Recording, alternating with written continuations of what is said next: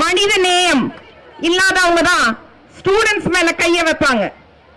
மனசாட்சியே இல்லாதவங்க தான் மாற்றுத்திறனாளிகளை அரெஸ்ட் பண்ணுவாங்க.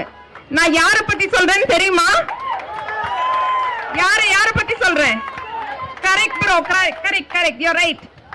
நீங்க தூக்கி போடுற குப்பை, அதான் உங்களை மாதிரி ஒரு குப்பை அல்றவங்க இருப்பாங்க இல்லைங்களா, அவங்களுக்கு மரியாதையான ஒரு பேர் வந்து தூய்மை பணியாளர்கள். ஸோ அவங்க வந்து ஒரு மிகப்பெரிய போராட்டம் நடத்தினாங்க. அந்த டைம்ல போலீஸை வச்சு அடிக்க வச்சாங்க. சோறு தண்ணி இல்லாம அவங்க போராடினாங்க. இப்போ வரைக்கும் எல்லாருக்குமே அது ஒரு கண்ணிலே இருக்கும், ஒரு ஃப்ரேம் ஒன்று இருக்கும்.